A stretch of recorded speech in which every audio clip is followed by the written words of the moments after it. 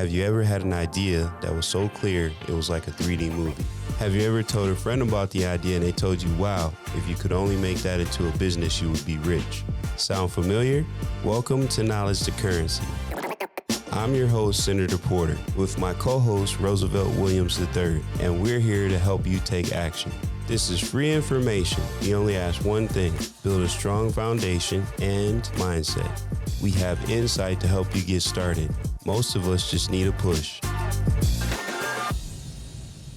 What's happening, everybody? Another episode of Knowledge to Currency. I am Senator Porter, and I'm here with Michael Burns. Welcome to the show. Thank you for having me. How you doing, buddy? I'm doing good, man. How are you doing? Fantastic. Want to thank you for coming on the show. Want to basically talk about your business and how you ended up in San Diego. Originally, you're not from San Diego, correct? Correct. Yeah. Where are you from? Born and raised in Pittsburgh, Pennsylvania. All right. Okay. Yep. Steeler fan. Yep. Steel City, Steel City. Yeah, so it was a great place to grow up, man. I wouldn't want to live there currently, but it was a work hard, blue collar type upbringing. So it taught you a lot of good things growing up. From there, I went to school. A school called Slippery Rock. Played Division II football. Nice. And then from there, I went to the University of Kansas in Lawrence, Kansas, as a graduate assistant football coach. So nice. I basically did all the way through high school, college, and then from there moved to Kansas. So you in Kansas. Now you're doing a couple of different things. Now you do lending, and then you do real estate. So how did that happen from football? So, I don't know how deep I want to get on that one. So I was a graduate assistant. So, I was going to school, but it basically was you're a coach, So it was a lot of football work. I started off with Terry Allen. It was his first year, and then he got fired, and Mark Mangino came in. And I don't know if you remember the Fighting Manginos. They ended up winning the Orange Bowl there. Yeah. Yeah, so he came in. He was a little bit of a tyrant. He was a piece of work. He was just really disrespectful to all the players, all the coaches. He just went below the belt on some stuff. He was constantly firing assistant coaches, and these are guys that worked, in the NFL, career coordinators, stuff like that. And he's just firing them on the sidelines. And it's like, do they come to work tomorrow? Do they not come to work? So it just like, and everything rolls downhill. So I was doing a lot of like grunt work, and my paycheck depended on the people that I was a couple years ago, college football player, Sure. I'm like, I don't know if I'm going to do that. So, I decided it wasn't for me, There were some other things that, that happened. I don't know if I want to talk about it or not. I guess I might as well. I got a 2-year show cause rule with the NCAA because there was some academic stuff that was going on. We brought in a bunch of junior college transfers. I was, in my position, you do what you're told. Right. Not saying who said anything, not saying if anybody told me anything, because that's what I do. Doing your job. But yeah, so they did an investigation. By that time, I'd already decided I didn't want to be anybody's, whatever. So I had moved on to mortgages from there. I had a buddy that was living out in Orange County. Okay. And he was making like $50,000 a month, and I'm not doing that as a coach. I went to school for 9 years, so it was paid for, which is awesome, They got a graduate degree, but he was making a bunch of money. He's like, hey, just cut your teeth out in Kansas, get a job there, learn the industry, and come move out. And by that time I got in the mortgage business within, I think, 6 months. They gave me my own branch, and nice. It was cool. It was just easy money, man. What year was this? 2004. Okay, so no meltdown. So it was like yet. Breathe on a mirror, or breathe on and it fogs up. You get a loan. Right. So it was. I was like, what? This guy's never paid a bill in his life, and we're giving 100% loan. So the writing was on the wall. Sure. But you'd be remiss if you don't offer those programs, right? So you had to offer what was available. So it was. I made $85,000 the first year, and I thought I was rich. It's big money though. Compared to probably coaching. Yeah, coaching was as a GA, you don't make anything, but the other coaches take care of you. They'll be like, hey man, here's a couple $100, go have fun. Right. Yeah, they live vicariously. So it had some good times, But so after that. I stuck around. I got a job with First National Mortgage Sources. So they were at the net branch type, the net branch model where they were a federally chartered bank, and they were doing loans in all 50 states. And, you pay them a $750 file fee, and you kept the rest of the fees. And it was all broker stuff, And anyway, that went really well. Right. And then, the crash happened. And, I was still with them. Long story short, when the crash happened, I ended up so it's kind of a funny story how it happened. So I had, back in the day, these used to be legal. I had a 96-line auto dialer. Okay. And we used to get 10,000 trigger leads a week. So a trigger lead is somebody that has their credit pulled by a mortgage company. Right. So we were running, recordings every day back when robocalling was legal, Sure. Based on your recent mortgage inquiry, you've been approved for a rate as low as 1%, press 1. Okay. So, yeah, the phones were ringing off the hook. Well, that stopped. As soon as the market crashed, we had a whiteboard. We had about 100 loans on the board. Yeah. It went down to like 4. So we're man. going to have to do something else. And I was actually squatting in my buddy's title office because he had just bought a title company. And he's like, hey, we have this beautiful office in the back. You should just squat there. Right. And just give us your title work. I'm like, great. So I'm in this beautiful office and everyone's just kind of like, everyone was like, belly up. What are you going to do? So we actually got into loan modifications really early. Okay. And my same buddy that was in Orange County, he had heard about that. We kind of messed with that settlement. And I was like, man, this doesn't really look like anything I really want to be involved in. Right. But people were scrambling, man, Trying to figure things out. Yeah, it's like the whole industry just shut down, which, may happen soon. Who knows what's going on here, but hope not. But, I don't know. It's a little bit scary. Sure. But yeah, so we started, instead of buying trigger leads, we started buying mortgage lates. So if somebody's 90 days late, then we have a recording. Hey, we can help you out.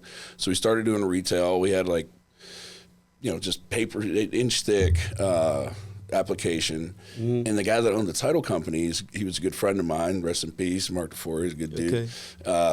He was a programmer. He taught himself how to program. So he came over and he's like, "Why are your phones ringing, dude? What's going on? You're the only people working. Everyone wants to take the bridge, and you're over here hustling." Like, yeah, dude, we just decided we're doing loan mods now. So all the shitty loans excuse me, sorry. All the crap. Yeah, so all the crap loans we did, now we're just modifying them. Right. So we did it as a retail first. I just converted the company. And then the programmer guy was like, well, this is an archaic process. I'm a programmer. I can help you. Okay. I was like, yeah. Okay, well, make the computer do this. He'd come back in like a 2-day hackathon, and he'd come back and be like, hey, check this out. And I'm like, oh, man, let's roll. So we partnered up. Yeah, so we partnered up, and we ended up becoming kind of like a processing center. And we came, so this is when I was still in Kansas City. Right. And we came to California, and they were kind of just getting into the loan modification stuff, and that ended up ending poorly for a lot of people. Sure. The reason the loan mods ended up poorly is because it was poorly managed on the lender side. It was poorly managed on the third party side, and it became kind of a Ponzi because you were bringing money in, and then it took 6 months to get a deal done. And then when you got the deal done, they were still upset, or they had still lost their house, and then all of a sudden it's a scam. Right. Or the lender's losing the paperwork. I mean, it was bad nightmare. Bad. Awful. So yeah, it was bad, man.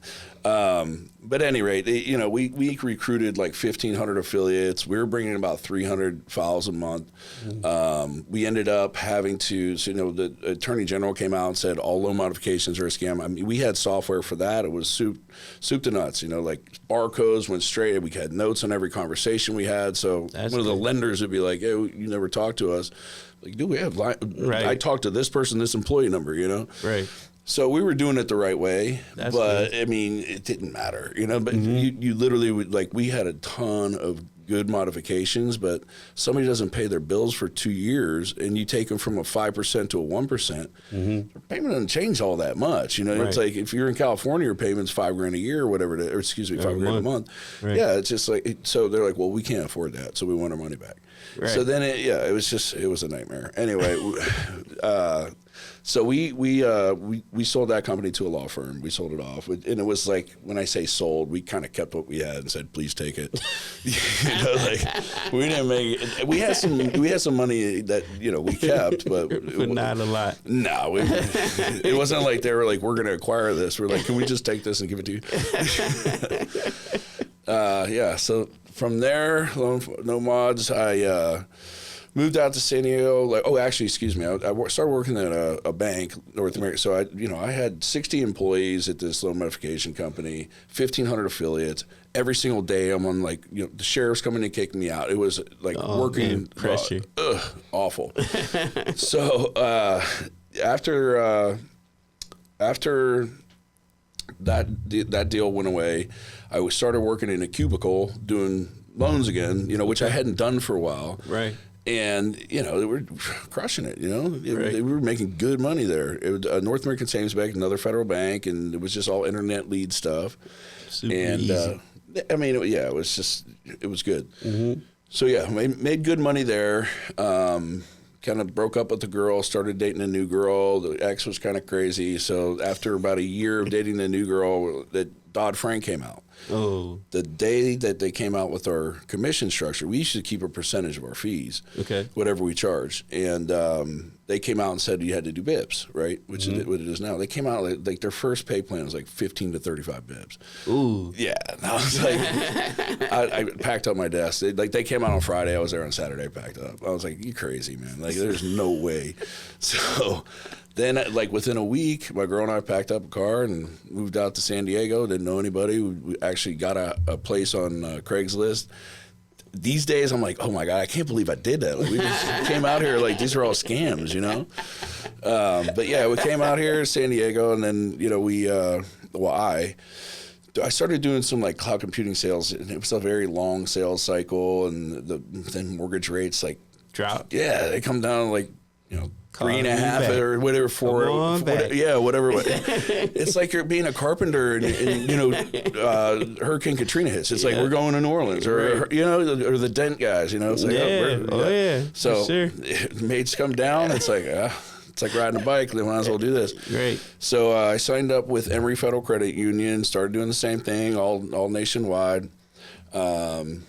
And then, so I don't want to bore you with every single history of every single job, but so I've been nationwide. The up and downs of the industry. Correct.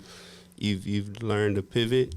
Yeah. Because a lot of people in the market now, they don't know how to pivot. They don't know what to do. Yeah. They got in the last year and a half, and they're thinking I'm going to have a Ferrari by the next 6 months. I keep making this much. That's the thing. You got to plan for the ups and downs, right? Yeah, and they have no idea. They're young. I mean, we all do it. No matter how old you are. But imagine we met a guy. He was 21, and he literally got in the last 2 years. Yeah. So he has never seen this kind of market. So he was like, man, this is the easiest job ever. And I'm like, it can be, but the market can change. Don't spend all your money. Start saving. You gotta save. Be a little conservative. Yeah. These guys buying bottle service and doing everything they want to do. Buying cryptos, what got me. It's actually an interesting story. I had a bunch of crypto. I was buying crypto pretty early, and I actually took out a margin loan, and the margin loan was used to start a company that I have in Kansas City now, which is Turnkey BRRRR. Right. And it's actually GA Developers is the name of the actual development company. Turnkey BRRRR is kind of the marketing arm because this new product has just become available.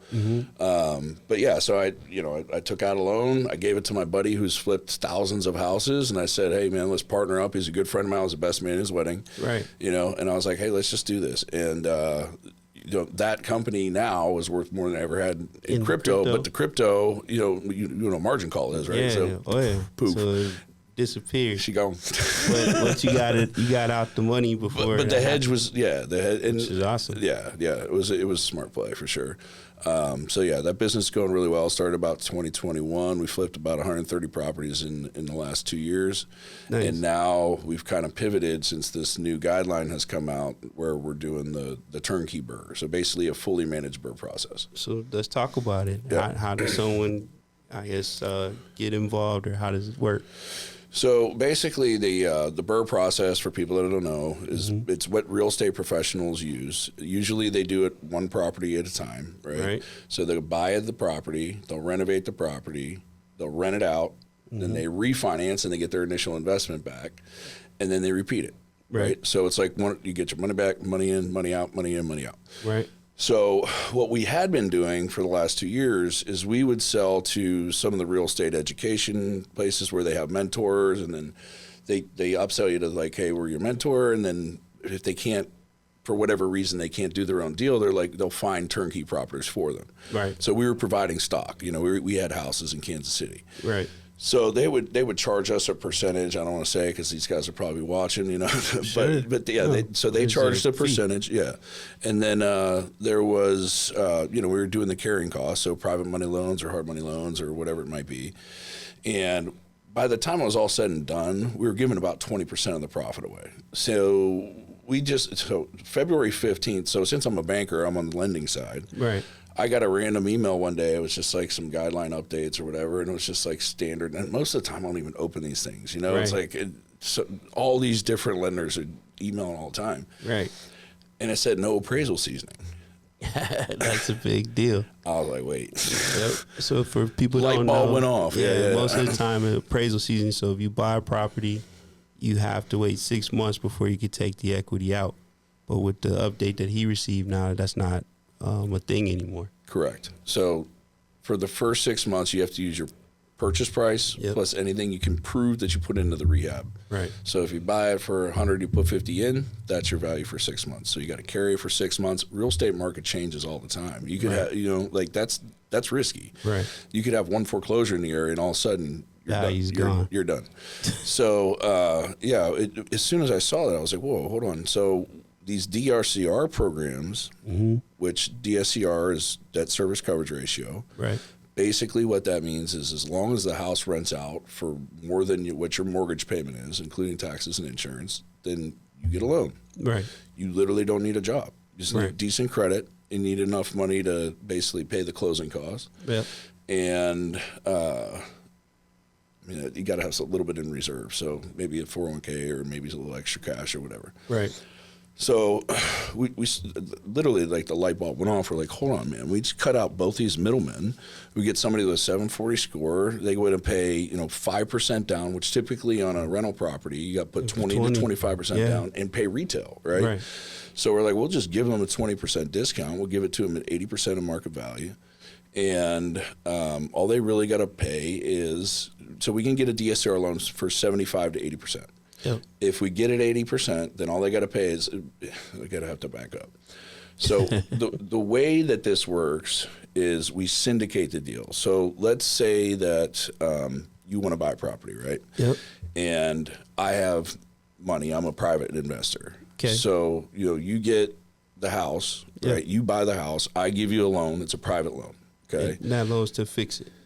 So it goes to acquire the house plus fix it. Okay. Right. So we'll just use the example, like, the house is $100,000 to purchase, and $60,000 to fix it up, right?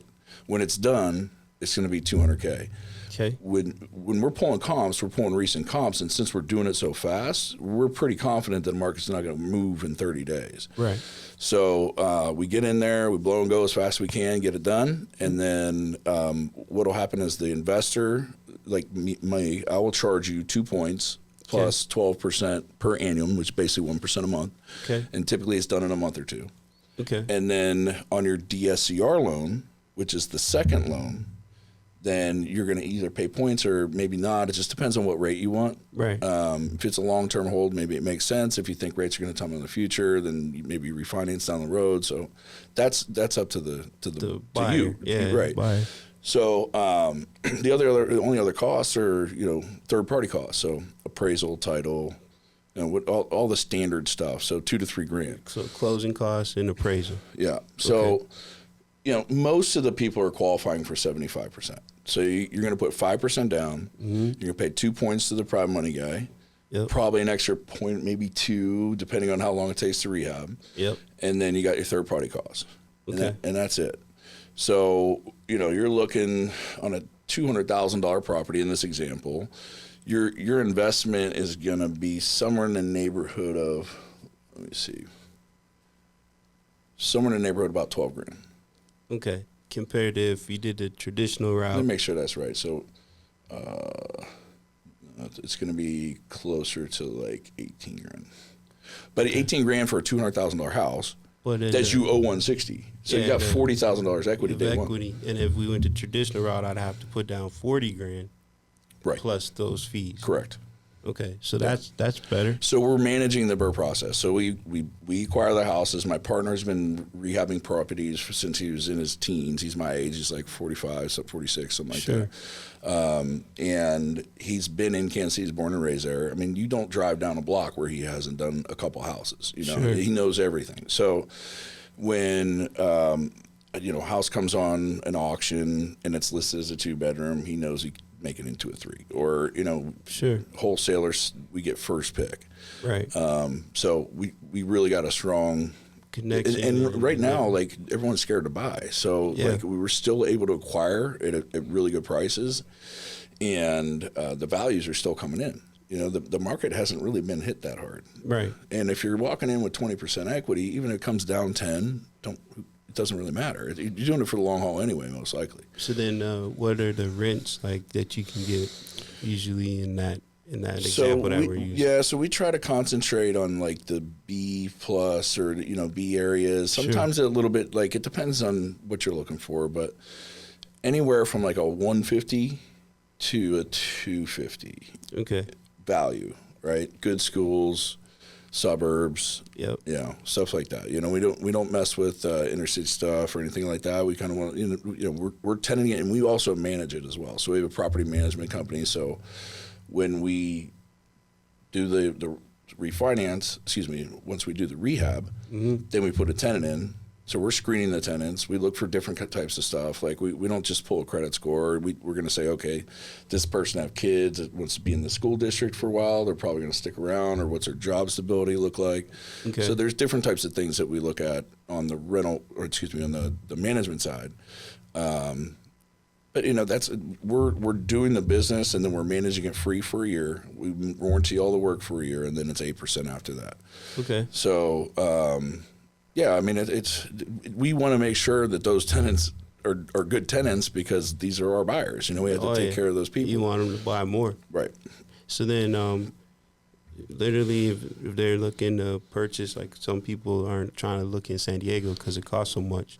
So they could take the same money they would put in San Diego, get it with the Turnkey BRRRR, and they could go in Kansas City and kind of take a lot of that stuff off of their shoulders of what you would have to do if you're trying to flip out of state. Yeah. So I mean, and your margins don't, you're not going to get 20% equity in San Diego. There's no way. Right. In those houses, you're going to get 4 for the price of 1 out here, you know? So, the return on investment is in cash on cash plus, I mean, you just look at equity day one. I've been doing this for, like I said, I got in 2004. So what is that? Almost 20 years. Yeah. And I've never seen anything like this. And I'm almost nervous about it, because I'm like, is it a loophole? But no, it's a guideline. It was the same thing when they were offering loans with 500 credit scores. It's like, I'd be remiss if I don't offer it. I'm just a dude to figure that out. Yeah. You know? And another part about it is, regardless of what the loophole or whatever you want to call it, it's the person that's helping you set it up is the person that's setting you up for success. So you're going to set them up for success. Absolutely. You want them to buy more. It's such a great deal, man. Right. I mean, I'm doing 10 of them myself, you know. Right. So yeah, and like, I'm telling all my family and friends, and you know, we've done several. Like, the guideline just came out February 15th, right, 2023, right. So yeah, it's only been a couple months, and you know, obviously we got to do the rehab, and then we got to do the loan. So you know, before I get my real close friends in. Like we've pulled a couple that are like kind of just people that were able to find on, some of the message boards or whatever it may be. So we wanted to prove it out, and we've done I think 20 some so far and they're just rolling. Right. So now it's like, okay, you want 10 properties, let's do this. Right. Because what else are you going to put your money in these days? I don't know. Stock market, the dollar. I mean, I think real estate is is safe. It's the best investment you can make, and a fully managed deal. I mean, the one thing that I think is the biggest hurdle or rejection is they want something in their backyard. Right. But it's like, why?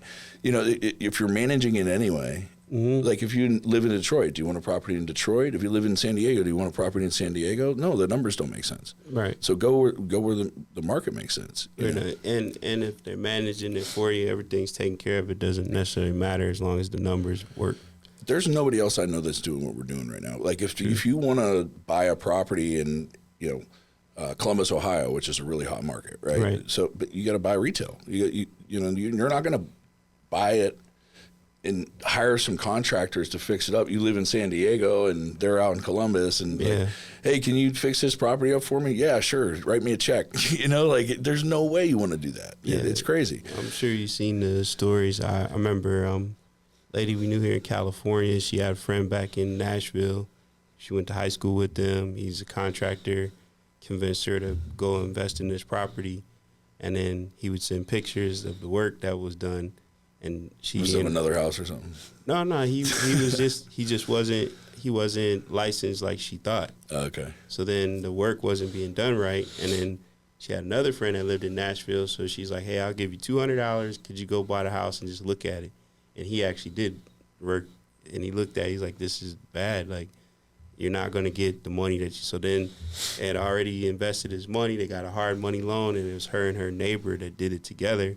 So then my friend had to go in and fix everything, and then they had to pay him. Yeah. So you're right. Like, you got to have the right people in place. But, in 2004, when I made $85,000 and they were giving 100% loans on investment properties, I picked up a couple in Kansas City and just hired some crew. I didn't know what the hell I was doing. I got smoked, man. When everything collapsed, it's just like, oh, man, all right. You guys can have that back. I mean, that's a lesson because now. It's unfortunate, but a lot of people in our business have been through that, Yeah, but that's important, though, because if you deal with someone that went through the crash, they don't want to make other people have that experience because it's not cool. Right, yeah. Like, I was in a call center, and people were calling and saying, like, hey, why should I keep paying for it? Like, it's worth half of what I owe. Yeah. And you're like, well, where else are you going to go? They're like, I don't know, but I don't see why I should pay more. And we couldn't refinance them. Trust me, dude, I was doing loan mods. Yeah. Like, I know all about this story. Well, my house value went down, so I don't want to pay anymore. Okay. Did you lose your job or no? The neighbors quit paying. Yep. Okay. Yep. Exactly. Exactly. Like that's not how this should work. No. I mean, believe it or not, some people did it. Oh yeah. One guy called me. He's like, "Well, here's what I'm gonna do. If you don't change my rate, because we didn't have HARP yet, his house had literally dropped like to a quarter of the value. He's like, there's a house across the street. I'm gonna buy it, and I'm not gonna pay this one anymore." And he did it. Freaking bought the house across the street. Yeah. He's like, you mess up my credit, it's fine. I'd rather pay less for this other house. And that's what he did. So I know people were doing that left and right. Yeah. No comment, I mean, this is a dilemma. I'd have to think about one, but I'd probably do the same thing. I'm not going to live in a house that I can't sell, Yeah, couldn't sell it and couldn't get a cheaper rate. And he had the higher rates, and they had drop rates, but then they didn't have HARP to say, okay, the value. You sign up for the rate, you should pay the rate. But if your value goes to quarter of what it was, it's what it was. I mean, you just got to take the L. Do you got any other announcements or projects or anything you're working on? No, man, I'm really excited about the Turnkey BRRRR stuff. I mean, it's so easy to qualify. Like you just you need a little bit of cash that you want to put into a real estate portfolio managed in Kansas City, fully rehabbed, cash flowing, 20% equity. I mean, it doesn't get any better than that. Like, I don't even know, like, what else to say? You know what I mean? I'm super stoked about it. I mean, so in the mortgage business, I've been with Bank of England for about 10 years now. Right. Bank of England is England, Arkansas, not the country. So it's kind of weird, but it's an FDIC bank. They've been around since the 1800s. I think 125 years or something. Mm-hmm. Started off as branch manager. I had a bunch of employees. Managing a call center in California proved to be difficult. Right. So I shut that down, and now it's just me and a couple other people. But I do a ton of VA loans. So when I was doing that, for a while I was Military.com. They're not exclusive, they're preferred lender. Okay. So over the course of time, I amassed about 300,000 veterans. Yeah, nice. So applications for loans. Now that was back in 2013 or so. So these are all dated, so I can't be calling them and stuff like that. But over the course of time, that just became my niche. You know, it was my niche. It's kind of a funny story. When I was at NASB, I was getting, we'd get Lending Tree, we get Military.com. Every time I got a Military.com lead, it was like it was a 50% chance of me closing that deal. That's awesome. And it was just like, I was a football coach, and they're vets. We had a mutual respect for each other. They've taken orders before. I've taken orders before on the field. And it's like, hey, you want to get this done or not? Here's your marching orders. You know? And they were very receptive, and so it worked well. Right. So yeah, I got into that. When I got back into the mortgage business in California, I was begging this rep, like, man, can I get these? What do you do with your age leads? You're selling them exclusive for $80. You're selling them not exclusive for $40. What do you do with age leads? So eventually, I was able to work out a deal. So nice. So it was a lot of vets, a lot of experience. You learn through hard knocks. So that's VAmortgageexpert.com is my personal site there. So fantastic. Yeah, so it's closed thousands of VA loans, either not myself or somebody. But once you learn something the hard way, you don't forget it. Oh yeah, that's that's the best way. You don't. It's the worst way at the time, but but you don't forget. You don't forget when you make a mistake. Yeah, you don't forget because those hurt. No doubt. But yeah, I'm excited about the Turnkey BRRRR thing, man. And it goes in with I can do the loan, the DSCR loan, since I'm nationwide with Bank of England. So some of the loans I actually don't do now because my guidelines are capped at 75. Okay. If we can get somebody at 80, then we send them to another bank because we want to get them the best deal. We make our money on the rehab. Okay. So we've tightened our margins up a little bit, but we're going to do 10 times the business at least.